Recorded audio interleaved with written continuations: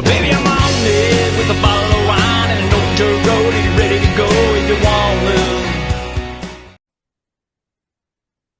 Hey, thanks everybody for joining us today. Live Music Nation Podcast Festival Edition. Today, we are with Erika Gerety. Am I saying that right? Gerety, but close Gerety. enough.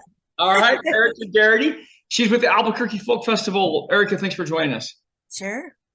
Erika, give us a little background on you. Where'd you grow up? Talk a little bit about your family and your career. Oh my gosh. That's kind of a long story. I'll try to shorten it. I was born in Rhode Island. My father is an actor who you can see in movies and television today, Peter Hmm. Gerety. And but in his early days of theater, he was sort of growing up around the fire, listening to Odetta and the Clancy brothers, who were famous folk musicians at the time. Well, not at the time, not till later, actually. They were in theater at the time, and so that's Okay. why he was around them. And then, so he's sort of my entree into folk music. He learned to play the banjo, and he sang a lot of folk songs, um, and then my whole story wanders around. But I wandered into the Albuquerque Folk Festival many, many years later, 25 years ago, and I was just learning a new instrument, mandolin, and I hadn't played for years. And I sat in on this jam, and somebody said, "Well, play a tune." I said, "Oh, I can't really, I only know one or two tunes. Right. I only can do them on a guitar." So somebody handed me a guitar, and I played it, and everybody in the jam made me sound great. Because they were good musicians and they were very generous. And I fell in love with the folk festival, and I fell in love with the way musicians bring each other in and form community. And I wanted to bring that to other people. So the next year I started volunteering, and within a short time I was, president and director. I've been director for years now. So I'm still trying to bring folk music of all different kinds into Yeah. people's lives. All right. So let's jump into this festival. Three things people always want to know when they're listening to this. What does it look like? What does it smell like? And meaning food. And what does it sound like? Talk about some of the music. So let's go back to the looks, the when and wheres. Okay. The when is October. Oh, goodness. Sorry, October, the Saturday in October 8th. Sure. So October 8th.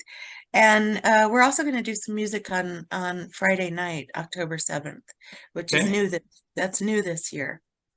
Um, what it looks like is that there is, and it goes from 10 a.m. in the morning till 9 p.m. at night. Mm. What it looks like is that there's over 100 events going on all at once during Yeah. the day from morning to night. So we have let's see, something like 10 workshop. We have 4 workshop areas that are doing instrumental and some singing workshops all day long, changing over every hour. Okay. We've got 2 singing, either jam, singing circle, singing workshops going on all day long every hour. Those are 2 different venues.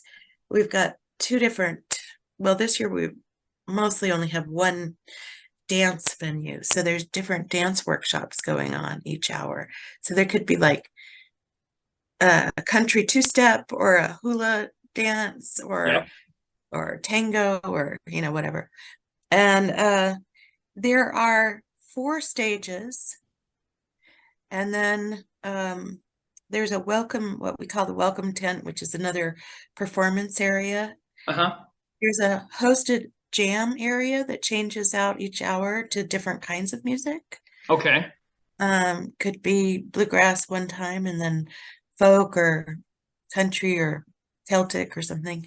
And then there's a jam with the band. So some of the bands that play on the main stages will go to this jam with the band thing and lead a jam for an hour. Perfect. Yeah. Yeah. And there's a kids tent and there's a instrument petting zoo for the kids or for adults. You can try out all different kinds of instruments. Wow. There's an instrument consignment booth where you can bring in an instrument and sell it, or that's a good idea. Yeah. And there's tons of vendors. There's food vendors and arts and crafts kinds of vendors. So it's a big active place during the day. That's what it looks like. There's a lot of color and a lot of sound. No, that's fantastic. Erika, you have such a unique story and you have such a passion for this.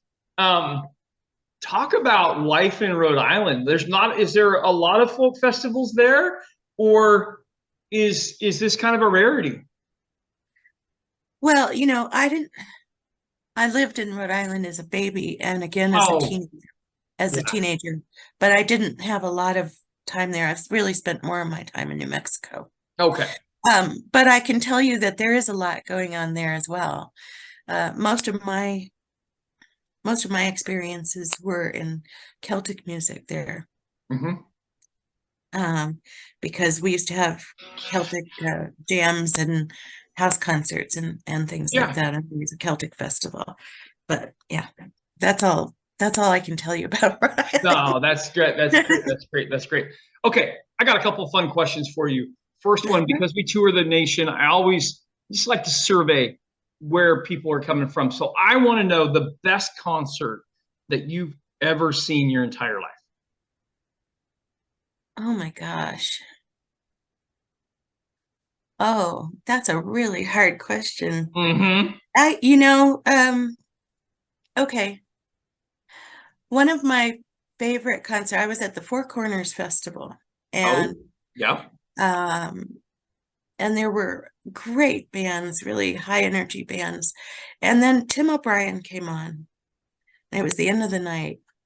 And he just brought it down to, here I'm a person, you're a person. There wasn't a lot of hype and there wasn't a lot of electronic sound. It was just, really lovely, well done acoustic music. And I was really taken by that. Yeah. Okay. Dead or alive, you could see one musical act. Who would you want to see? Oh,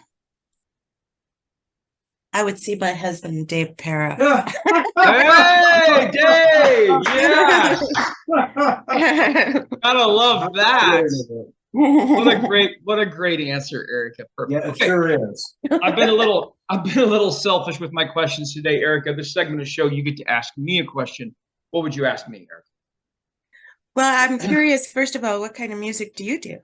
So I'm all country. I'm all country with a little bit of rock and roll. I'm well more an entertainer than I am a musician. I can play, I can sing. I'm not the greatest of either two, but you give me a crowd and my place on this earth is to entertain. So that's what I do, whether it's rock, whether it's country. I suppose I could do some folk music. Now, listen, of course, you can't consider them folk, but between Zach Bryan and Tyler Childers, that's about as folk as country gets, and they're huge right now. So, yeah, absolutely, that's what we do. Very good question, Erika. Oh, go ahead. Oh, go ahead. No, go ahead. Let's see. We had Linda Ronstadt's brother come in one year and bring in a country band. Yeah. And we had we try to offer almost every year, it's not country, but cowboy. And a lot of the bluegrass cowboy groups that we offer at the folk festival, depending on your definition, fall into the country category. Oh, for sure.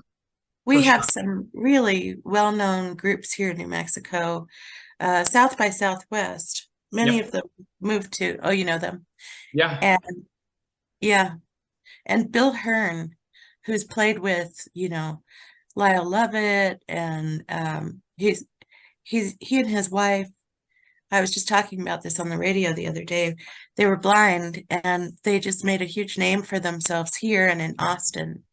And so we've got some really great country artists in the area Yeah, for sure. to draw from. Erika, how do people find out more about the folk festival? Well, you can go to abqfolkfest.org. You could email me and my co-director, Okay, director you at have a ABQ. Facebook page as well? We do. We have a Facebook page, Albuquerque Folk Festival. Okay. Very good. Very good. I'm looking forward to checking it out and learning more about it. So I appreciate you being on with us today, Erika. Well, I sure appreciate you doing this with us. Thank you very much. Absolutely. Well, baby, I'm on it with a bottle of wine.